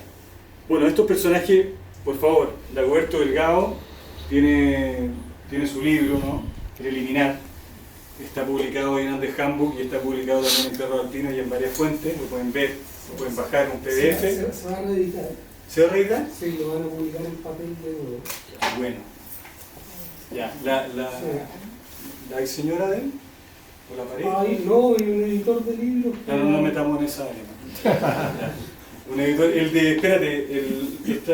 editorial que... Editorial Chilena Montalegre. Ya. Lo tienen en el... Viene. Buenísimo. Bueno, el Dago, como se le refería a su círculo más íntimo, es un gran relator, un gran escritor, un gran contemplador, también un tipo muy crítico de la sociedad. De hecho, leer su libro preliminar no es fácil, porque igual el gallo se va con todo, digamos. Bueno, como saben, murió en los Alpes y se extinguió su carrera, pero tenía muchas cosas que seguir haciendo y que contar. Pero quedó. Su gran compañero de escalada, Cristian Buraquio, con el que hizo muchísimas rutas, y también rutas que hacía en solitario. Le gustaba mucho andar solo. Por ejemplo, está la sur del falso altar, Rutón, que tampoco se ha vuelto a completar hasta su cumbre. No tiene el Dago. Y estos personajes empezaron a decir, oye, ¿sabes qué? Esto, además de subir cerros y vamos a ir a las cascadas. Entonces había cerros, como por ejemplo la sur del Cerro Negro, que tiene una cascada gigante, o la norte del Alto de los Leones, que ellos también intentaron, o una cascada que se le formaba en el Cajón del Muerto al Cerro Chimbote. Todas esas las querían escalar, pero escalaron una en particular que quedó para siempre, porque está en un lugar muy memorable.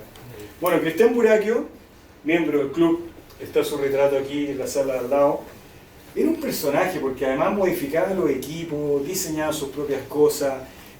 Un día se compró una máquina de coser industrial y se hizo sus propios arneses, que yo tengo el honor de tener el arnés que él hizo, porque la Tali cuando él murió me entregó su objeto que nadie en el fondo lo entendía y para mí tiene un valor muy, muy importante, aparte que fue la persona que me llevó por primera vez a escalar en hielo, en roca, y me inspiró para esta cosa fascinante de hacer cosas, ¿no? Y el Buraquio también, un tipo que era no solamente un metal mecánico fino, también fue un cirujano. Alfonso Díaz, él hizo una pasantía en la urgencia de la Posta Central. Y era tan hábil, pero tan hábil con sus manos, que cuando Alfonso Díaz, renombrado médico que estaba vivo y es un notable, de hecho es el único médico vivo que tiene el nombre de un pabellón en el Sotero del Río a su nombre, tiene amigos y detractores, porque el tipo... Él es el que ha formado a grandes cirujanos en Chile, él es el que ha formado a todos los cirujanos que están en Alemana, en la Conde, en la Clínica Santa María, y tiene contacto en todas las clínicas. Así es, yo conozco al tío. ¿Tú eres médico? No, yo soy odontólogo. Bueno, pero está en el ambiente y lo cachai. ¿A través de? Alfonso Sánchez, el tío, el sobrino. Perfecto, mira qué buena. Qué bueno que tú lo sepas, porque no mucha gente lo sabe, a no ser de que esté en el ámbito. No, grande. Pero ver a Alfonso Díaz, invitarlo a un asado y verlo con una cortapluma, aléjate, compadre. Porque ese tipo ha hecho traqueotomías en la calle, así, una manguera, una vieja regando, manguera, para adentro. El tipo salva vidas, no está ni ahí. Él dice, ¿sabes qué? Yo prefiero salvar ese gallo y que tenga una infección y después tratarle la infección, que se muera. Así, pero toda esta, en un ascensor. También el ascensor se abrió, había un tipo. Se atoró, el ascensor se abre y está con una traqueotomía. Alfonso Díaz la guardándose la cortapluma. Alfonso Díaz es un personaje mitológico. Hay que aprovecharle. De hecho, se me fue a invitarlo porque vivía acá al lado y en la vorágine que uno anda y nada, se fue. Pero de repente pasa caminando hacia el Kika. Como decía, Díaz, digamos que, ¿por qué me enseñó Buraquio? Porque Buraquio me dijo, oye, tú eres el único médico de las expediciones que vamos a leer y a todas partes. Si te pasa algo, ¿qué hacemos? ¿Por qué no me enseñas? Bueno, un par de semanas después estaba operando en la Posta Central. Y en la ceremonia que cuando despedimos a Cristian, para que lo recuerdo, Alfonso levantó las manos, el cielo dijo, y que tú sigas inspirando estas manos que opere tan bien como tú. De acuerdo, qué potente, Gerardo. Muy potente. Bueno, ese era el Buraquio, un personaje. Bueno, de hecho Alfonso, no sé si lo hizo él o lo habló con gente, pero llegó con un, ¿te acordáis? Marcado, un diploma del Colegio de Cirujanos de Chile como honorífico. Wow. Cirujano honorífico. Ese nivel. No, salvó pero muchísimas vidas. Cuando había un caso complicado, el Buraquio era el único que estaba ahí, muy tranquilo, y cosía. ¿Para qué decir ir a escalar con este tipo? O sea, los cámalos puestos perfectos, anda a poner un anclaje mal, o sea, porque le salía ahí el Domke austriaco, que es su segundo apellido, tirolés, Buraquio, vienen del Tirol, italiano, y Domke austriaco, y ahí le salía el austriaco que le pegaba un chachazo, o sea, bueno, ¿cómo hacía ese anclaje? No, tenía que ser perfecto, la cinta doblada, perfecto, el mosquetón, los puntos de la caída de tensión, ese era el Buraquio. De hecho, para que ustedes sepan, el año 96, cuando se subió el K2 de la expedición chilena, llegaron los mejores escaladores seleccionados, ¿no es cierto?, ahí por Rodrigo Jordán, flamantes, todo impecable, chaquetas, todo hermoso, buena pinta, lindo, alto los cabros, bien comidos. Escalaban pésimo, pero pésimo. Tanto que Cristian Buraquio con Misael Alvial tuvieron que hacerle clases de cómo poner anclajes en el vaso. Y los personajes que hicieron que el Canchún Face se subiera al año 92 por la expedición chilena fueron ellos dos. De acuerdo, Delgado se quebró costillas estando colgado equipando la pared, para que ustedes sepan. Así que los verdaderos alpinistas detrás de los grandes hitos del Himalaya, Y Ken llegó al campamento alto con las dos mochilas, con la él y la del pelado Lucero. así es. Esos son los héroes olvidados. Ese nivel tenían, uno notable. Bueno, eso es lo que hay detrás de las expediciones, detrás de las cordadas, que a veces figura alguna imagen de alguno que es más conocido, o que tiene mejor pinta, o que tiene más, digamos, seguidores en Instagram. Pero estos no, estos son los verdaderos héroes olvidados. Y dejan un legado enorme, enorme, acá en el club, ¿para qué decir? En nuestras vidas todos los que conocimos el Burakio nos dejó algo y el daba igual. Entonces, bueno, podemos seguir saboreando eso porque dejaron cosas como esta. En el fondo, esta es una cascada preciosa, ¿no es cierto?, que está en Portillo. Yo le intenté 2 veces. ¿Tú fuiste 2 veces este año? Sí, una rebotado y otra sin un largo de 50 metros. Con carro que es de... Este Estuviste... año se escaló mucho, con 4 cordadas que hicieron completas ese año. Exacto. Y hace más de 7 años que no se formaba, yo creo. Sí. Ese año fue el hielo, estuvo increíble ese año. Te vi por ahí colgando Sama y dije, buena. Esta cascada le hicieron a finales de los años 80 el Burakio de Roberto Delgado y no se escaló nunca más hasta el año 2005 con mi gran compañero acordada Felipe Olea Popelka y Armando Moraga, y tuvimos la suerte de escalarla por segunda vez, y después de 19 años, este año, después de que nos fuimos, la escalaron esas cordadas este año. 19 años pasaron, se ha escalado en 3 temporadas, por así decirlo. Entonces, esta cascada bellísima, que es como un milagro de los Andes, porque como dice el Sama, se tiene que formar. Tienen que haber condiciones muy particulares para que se forme, porque la magia que tiene el hielo es que el hielo de fusión, esto se va derritiendo por los días en que el sol asolea los niveles superiores y la noche los compacta y los transforma en hielo. Entonces, esa secuencia alquímica no es fácil de obtener siempre. Esa transmutación de los materiales, de los elementos, es misteriosa. Entonces no siempre se forma. Pasaron como 10, 15 años que la mirábamos todos los años, ¿te acuerdas? Y nunca se podía escalar, se caía. Bueno, la única caída grande que tenía un hielo fue en uno de estos carámanos ahí que gracias al ejército de Chile me pusieron una inyección en el poto ahí para que me recuperara. Pero, sí, efectivamente es delicado. Eso es lo que tiene el hielo, que es mágico, es delicado, es como de respeto, es como meterte al lugar más sagrado de la montaña, porque es lo más efímero, lo más delicado, y es sin caerse, sin caerse. Entonces estos personajes escalaron la cascada de Portillo, está al costado izquierdo cuando ustedes llegan a ese lugar mágico del Hotel Portillo, con esa forma de barco amarilla preciosa en la laguna Linca. Los Tres Hermanos, a la izquierda vean, y se van a acordar que en invierno, cuando vayan a esquiar o vayan a visitar ese sector, está la famosa cascada Burakio Delgado.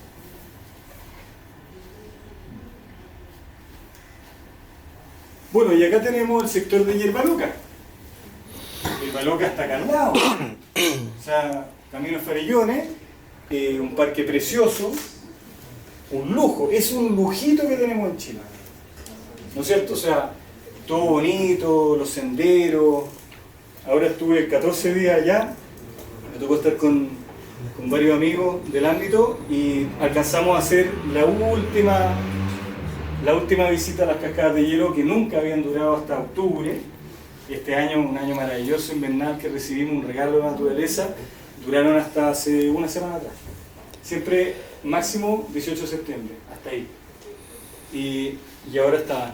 Entonces, bueno, ¿qué ocurre acá? Un valle que tiene una condición particular que hace de que se formen estas cascadas de hielo, que no pasa en Farellones, pero pasa al lado.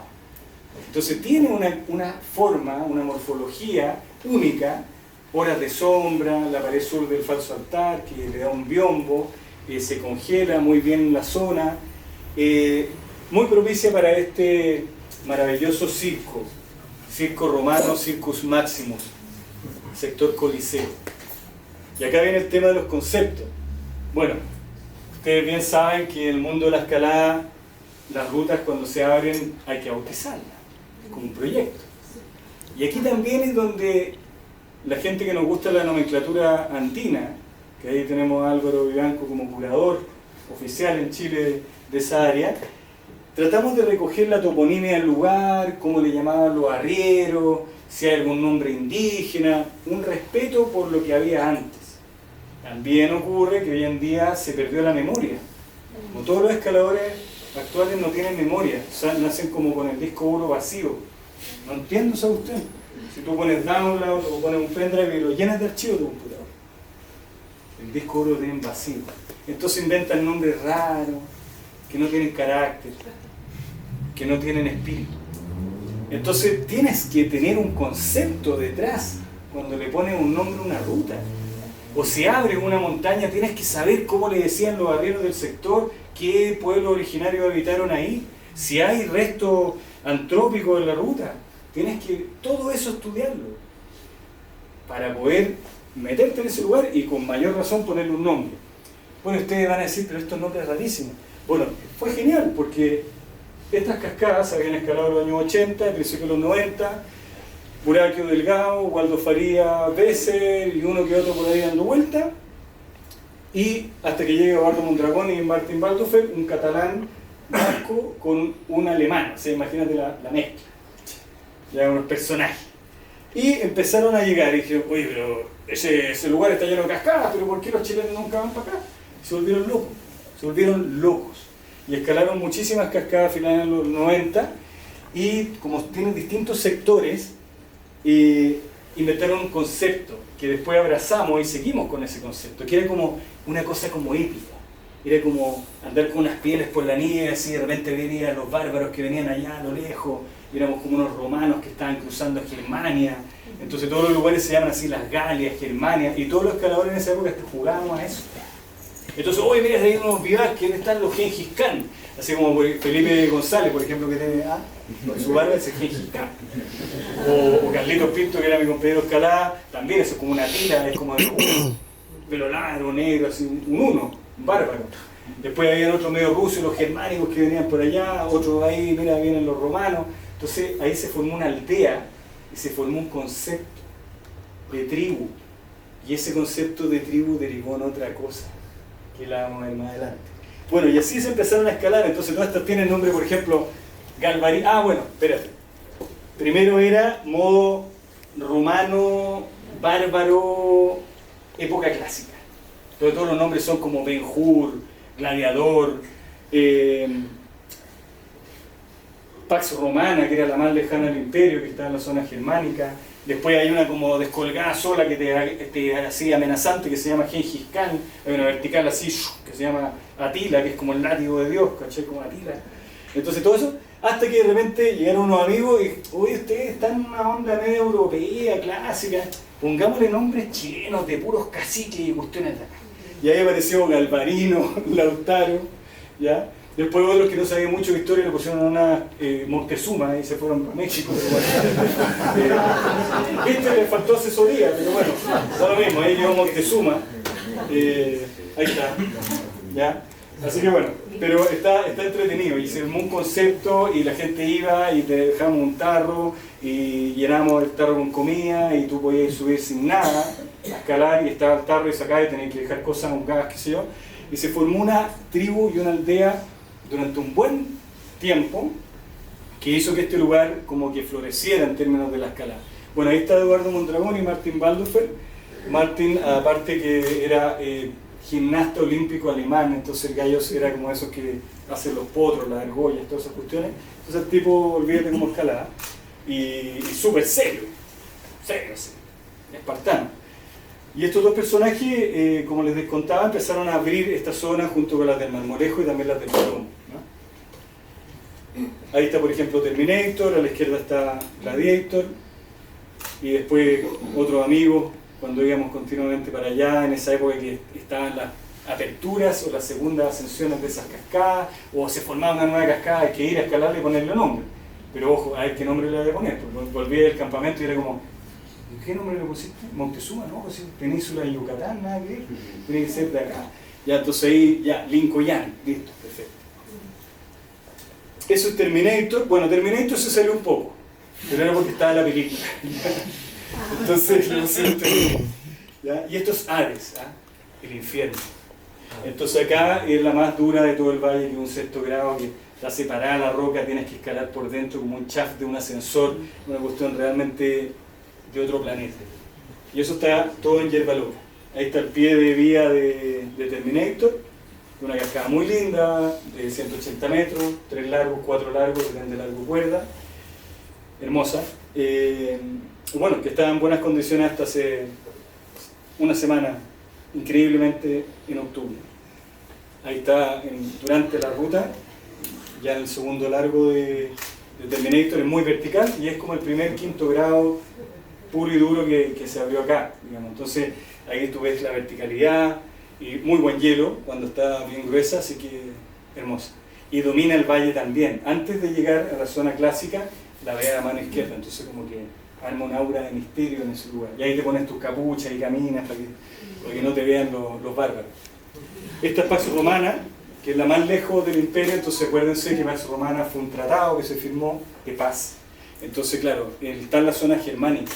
Entonces, como una zona de guerrero, digamos, bárbaro, había que hacer un pacto. Entonces, esa Pax Romana, muy linda cascada, 3 largos, y es la más lejana del valle, la que está más al fondo de hierba loca.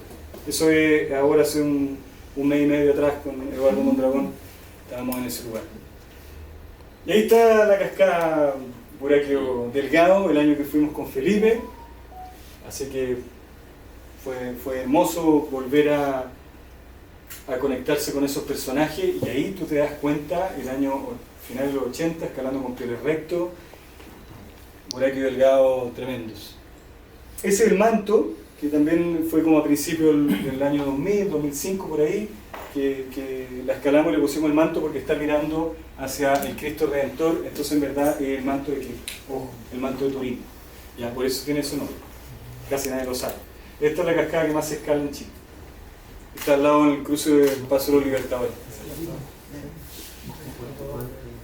Bueno, y cosas anecdóticas que hay en Chile, porque Chile siempre tiene esas cosas, como cosas raras que nadie sospecha, pero están acá.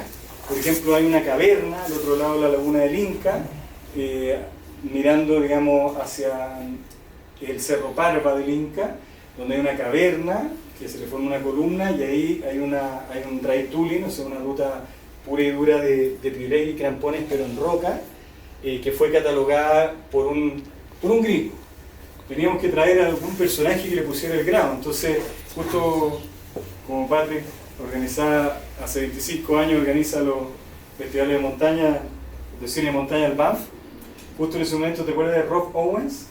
Sí, Will Gadd Y Rob Owens. Sí. Bueno, en esa época eran como los campeones mundiales de hielo, y Rob Owens era un canadiense súper piola, súper simpático. Le dije, oye, te queremos invitar a escalar el fin de semana, ¿querés ir con nosotros? Ya, guau. Imagínate, el 2º nivel mundial. Y el gringo no tenía idea de dónde lo estábamos llevando. Necesitamos un personaje que escalara eso a ese grado para que nos dijera qué era esta cuestión.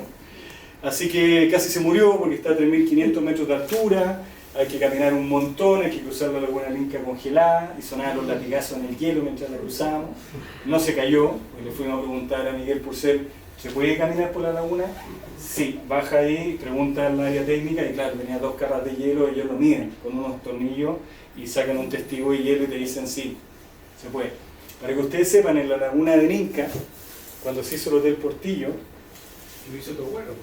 lo hizo el hermano de mi abuelo, que fue el arquitecto, claro, y mi abuelo fue el jefe de obra, los hermanos Lira.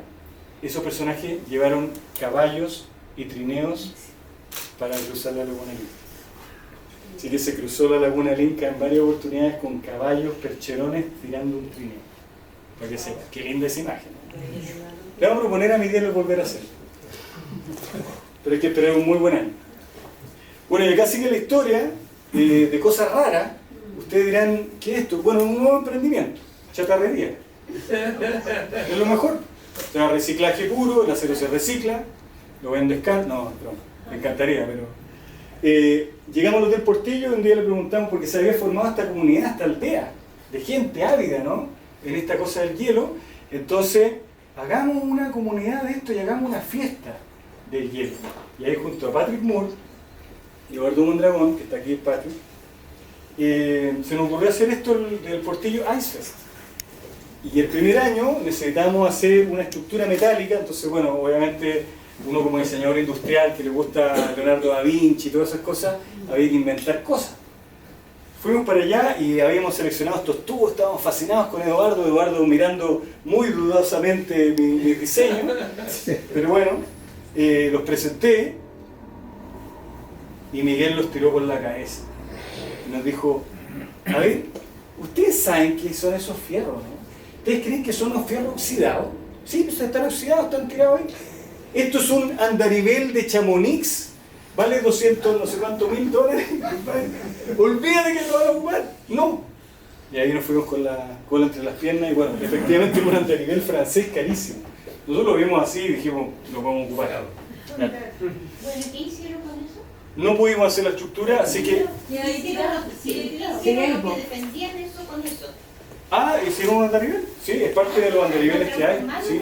Es que son pilares importados de un espesor de acero que no existe en Chile, de una pieza sin costura.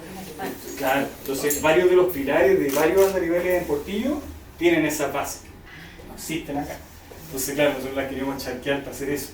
Así que bueno, como no pudimos hacerlo y meterle en metal angular, finalmente ni soldarlo, hubiéramos llamado el Sama, tuvimos que inventar los balones Da Vinci, se los presento. Y los balones Da Vinci fue porque más encima, el año que hicimos el IFES fue el año más seco de la historia. Ustedes están haciendo una cascada artificial. Claro, ya. Necesitamos construir hielo de forma artificial para hacer una competencia y invitar a todos los amigos a esta fiesta. Pero no nos resultó, porque ese año fue muy seco. Entonces el invierno no cayó nada de nieve, Miguel estaba pero chato. Más encima estos pedos chascones dando vueltas, moviendo unas cosas, ¿no? Un desastre. Pero nos dijo, ya, háganlo nomás, háganlo. Inventen algo, pero háganlo.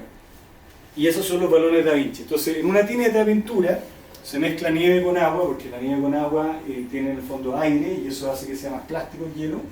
Y ahí soldamos unas placas con unas cadenas, y eso se congelaba en el frigorífico, en la parte subterránea del hotel.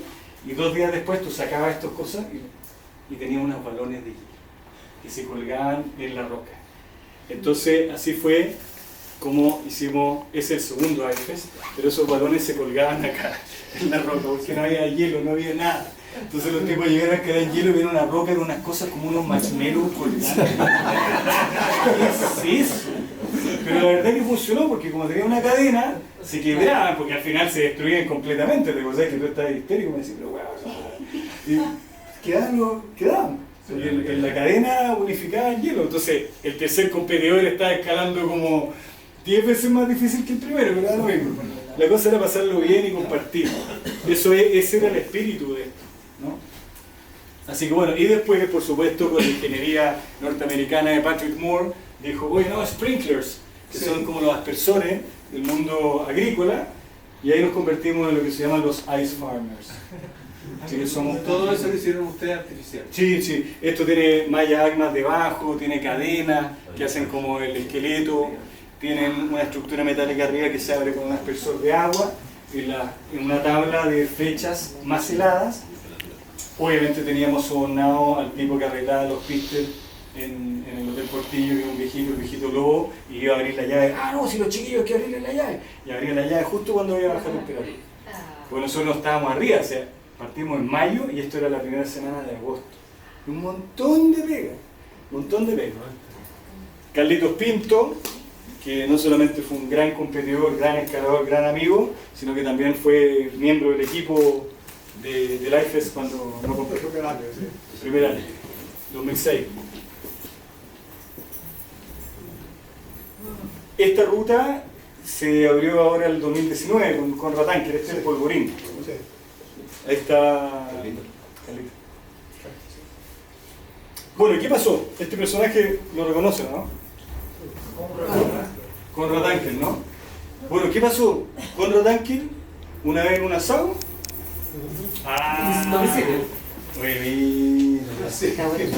Carlitos Pinto, miembro también del club, instructor del club en Roque Hielo. Y ahí está, esa es la secuencia de la foto anterior. Sí. Qué buena, mira. Esto se lo regalo, ¿no? Sí. Bueno, ¿sí? ¿Cómo? ¿Qué querés? Ahí. Ahí. Ahí la foto. No, sí. Sí. No, yo dije ya, no sé, consumí algún tipo de alcohólico. Bueno, este personaje, Conrad Anker, una vez en un asado, yo lo conocí en un asado, haciendo asados de cordero. Uno de mis emprendimientos universitarios era hacer asados de cordero a domicilio, en esa época. Y me acuerdo que fuimos a hacer unos asados de cordero a una rotonda, que es la rotonda Pérez Ujovich, hacían un evento outdoors. No sé si te acuerdas, me gustó muy bien.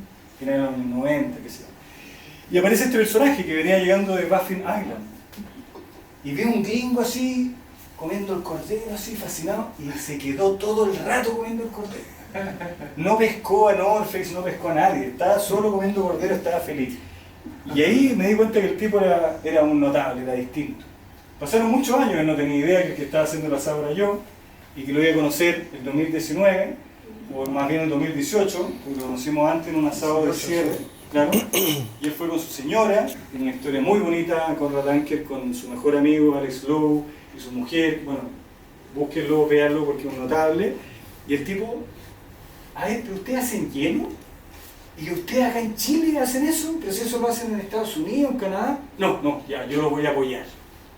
Y el gallo nos apoyó, si no fue Norface.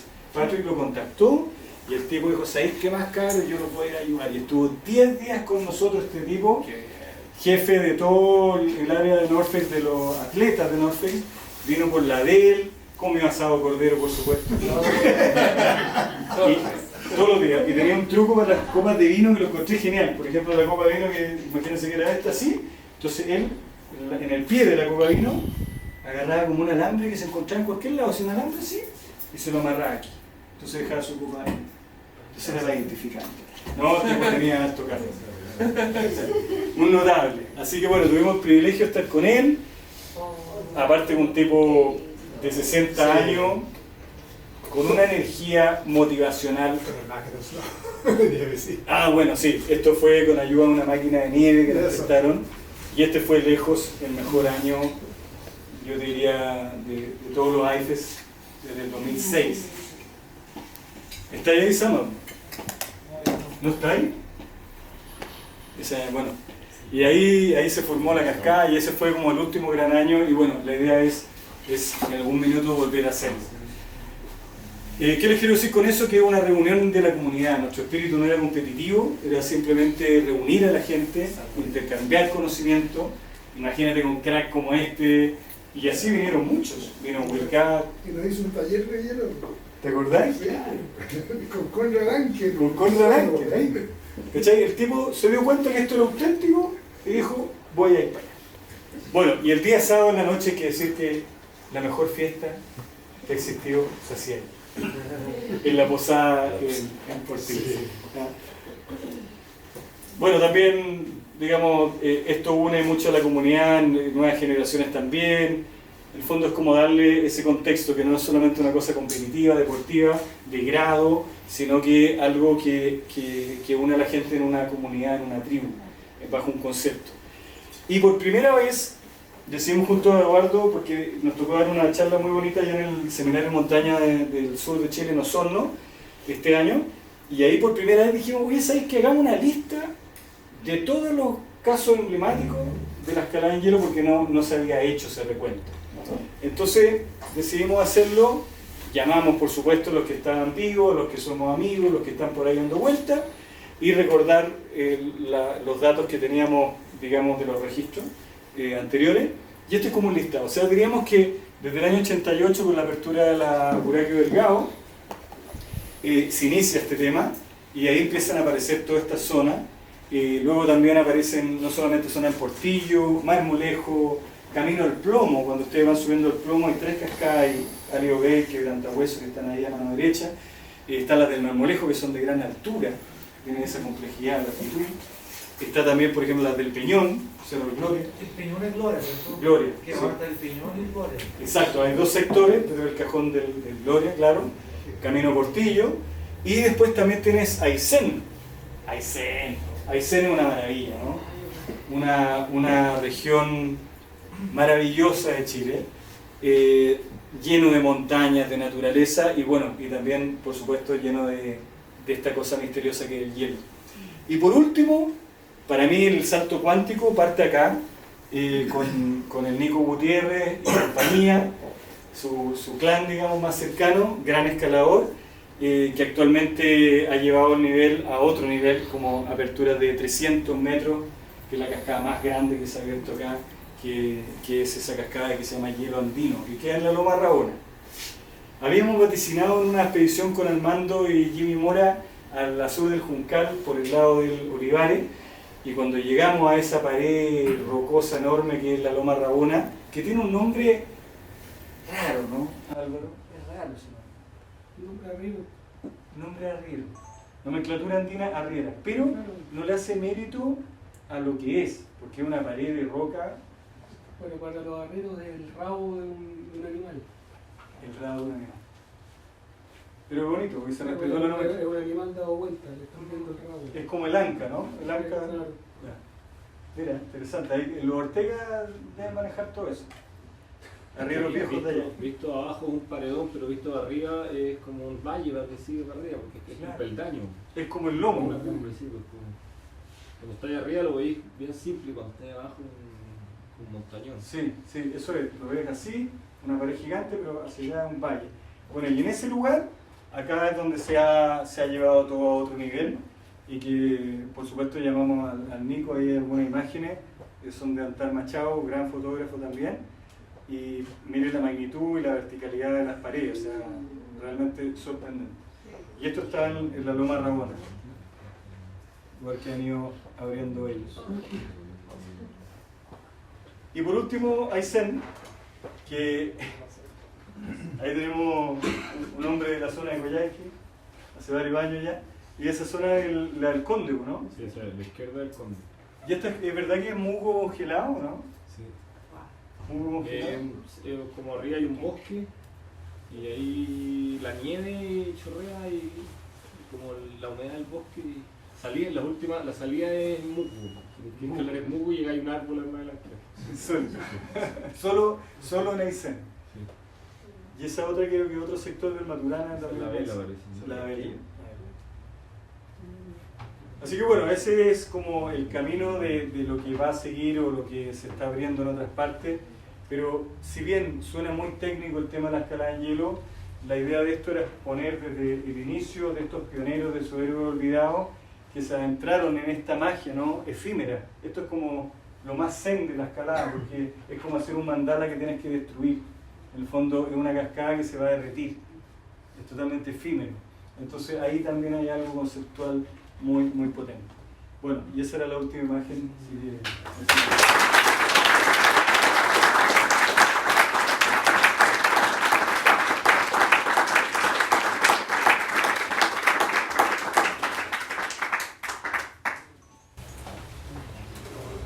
¿Alguien quiere comentar? ¿Comentar algo? ¿No? Sí. Diego, tu entusiasmo y como lo entregas, esa mística con que entregas lo vivido es simplemente inigualable. Muchas gracias. ¿Vamos a calar en mañana? Mañana. Ahora salimos. Buena serie. Y yo que no sé nada de así mismo, quedé pero maravillada con tu presentación. Qué bueno, muchas gracias. Qué bueno que te digo. Que al final el concepto, el tecnicismo desaparece, pero al final está el sustrato, el trasfondo. Y eso es lo... Claro, vamos a ir a estar. Oiga amigo, ¿por qué partes con el Eiger y no con, por ejemplo, Mummery o los del siglo XIX? Muy buena pregunta. Hay un tema con adentrarse verdaderamente a algo imposible, que si bien Mummery, o si bien Irving, o si bien Mallory, también lo intentaron, subir a algo imposible. Pero era una montaña. Esto es una cara de una pared de una montaña, que se llama el Ogro, o sea, imagínate, y esa pared, en el fondo, donde hay una verticalidad, donde hay algo antigravitacional, la primera vez en que estos escaladores, prácticamente del siglo XIX, prácticamente, o sea, si estiramos un poquito, son 20 años o 30 años, ¿te fijas? Se adentran en algo que era como ir a Júpiter. Entonces para mí, si bien el asedio o el ascenso expedicionario de ese estilo de esos Sir antiguos del siglo XIX era muy muy notable, muy heroico, muy caballeresco, siento que se metieron ahora en otra cosa, que era este laberinto de roca y hielo mixta, en la primera pared mixta con ese nivel de dificultad que se escala en el mundo, y que además se une con la del Alto de los Leones, porque justo un año después, 38 y 39, aparece un hito acá. Entonces claro, yo me cuelgo la del Eiger, porque de alguna forma, bueno, no solamente por la estructura de estas dos cordadas, de la caballerosidad, la camaradería, sino que también de una gran pared, la más difícil de todas los artes de la trilogía, Gran Juraces, Cervino y Eiger, y pasa a abrirse un nuevo laberinto. Y para mí es como la puerta a ese alpinismo moderno en estilo alpino, ligero, que yo sí insuperable. Y quiero preguntar, la del San Francisco que hizo Mayer con Kral, el 45, que fue el invernal, ¿no tuvo escalada en hielo? Por supuesto, sí.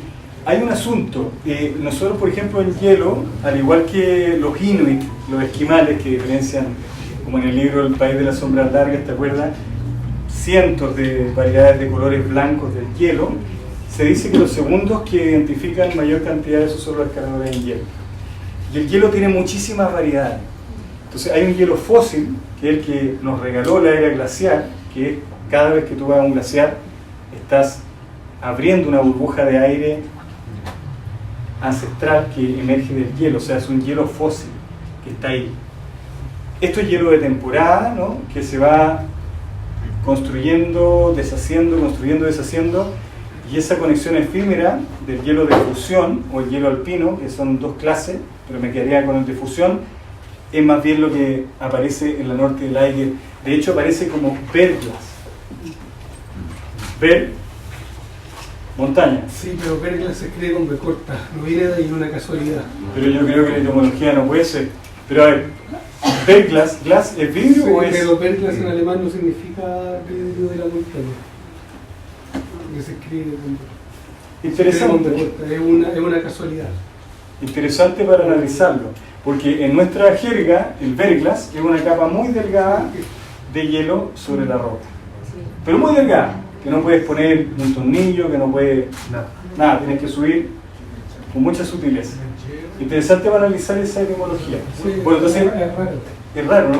Ese verglas es lo que hay en la pared del Eiger. En cambio, las rutas que subieron Kral y, por ejemplo, también el mismo Pideri, son rutas alpinas, de alpinismo, en donde no hay exactamente hielo de fusión, sino que hay nieve dura, un poquito de neveros duros, quizás hielo alpino en algún couloir, en alguna chimenea, pero no hay una consistencia macro como la que hay acá. Entonces, efectivamente hay un salto, pero efectivamente son grandes rutas de alpinismo clásico, que le llamamos nosotros, que no dejan de ser muy difíciles. Pideri, tú conoces más la historia. ¿Dónde aprendió él a hacer montaña, a escalar? Porque los Marmilló venían de los Alpes, sí. Pero Pideri era... ¿Cómo lo hizo? Yo tengo varias teorías al respecto. Bueno, Pideri era de ancestros alemanes, pero ya... Sí, pero no fue socio de este club. Exacto. Pero al igual como un indígena americano que dejó de ver el caballo, le entregaste un caballo y se transforma en un gran jinete, siento yo que pasa también con los personajes que tienen un linaje anterior. Pero fue un autodidacta. Autodidacta completamente y primer profesor de clases de escalada en Chile. El primero. Totalmente autodidacta. El tipo se empezó a meter, partió con el esquí en el Club Andino. ¿Cuál es el nombre de un club? El CACH, el Club Andino de Chile. El Club Andino de Chile. En ese club partió él, en el mundo del esquí. Y ahí le quedaron gustando los cerros y se fue metiendo cada vez en los cerros y totalmente autodidacta. Y cuando llegan los Marmilló, que eran como dos super rockstar, deciden ir con alguien. Y eso está publicado en la época en que empezaron a buscar cordadas y nadie los pescó. Y acá en Plaza Baquedano se juntaron con Carlos Pires. Llegan los Pires, ya, yo voy, vamos. Y el tipo era talento innato. Pero yo creo que hay algo ahí. Para atrás son de origen bávaro y yo creo que puede que haya alguna conexión para atrás. Pero no se sabe. Pero no se sabe, tendríamos que ver el ADN. Diego, ¿qué herramientas te has hecho tú de escalada para ti mismo? Siempre tengo ganas de hacer más cosas, pero los clavos de roca que abandonan las paredes generalmente los fabrico yo. Porque son muy costosos y generalmente tú los puedes fabricar en forja, son perfectos porque son integrados, o sea, no tienen corte ni pliegue, sino que son solamente una pieza. Entonces, aparte que hemos hecho también forjarlo, ahí con Felipe hemos hecho varios Lost Arrow, varios pitones clásicos y funcionan súper bien. De hecho, dejaron varias rutas y andan bien. Templado al aceite, de alta dureza para cerros con roca bastante dura, ojalá granito. Eso es lo que más como que me he metido. Me queda hacer los crampones Eckstein, me queda hacer un piolé de esa época que es una pieza hermosa porque es de una sola pieza.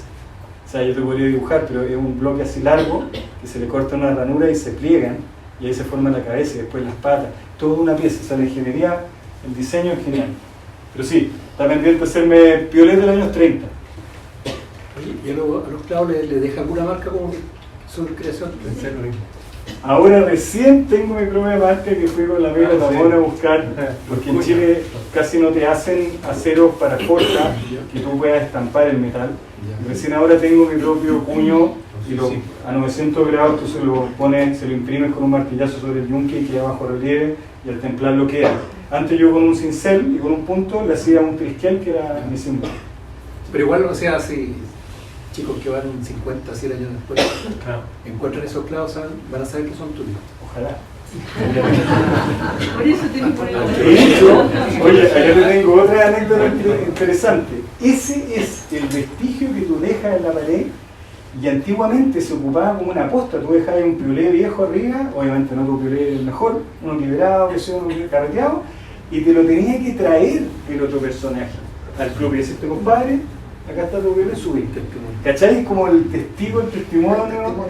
Bueno, los clavos pasa algo parecido, y a mí me ha tocado bajar 2 clavos y entregárselos a sus autores. Uno fue a don Juan Tangol, en la pared sur del Morado, que tuve el privilegio de entregárselo en vida a él.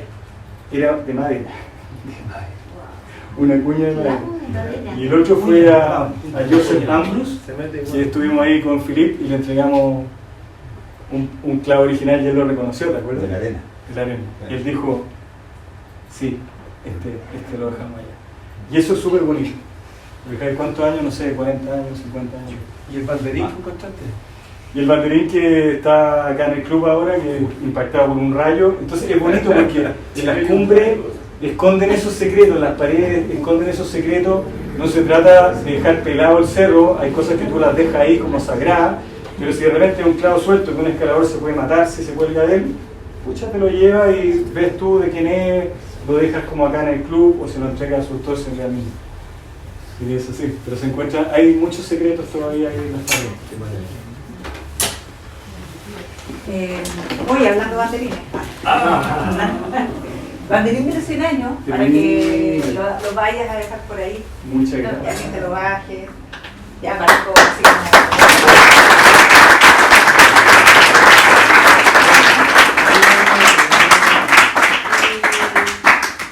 Adhesivo para la moto, para el auto.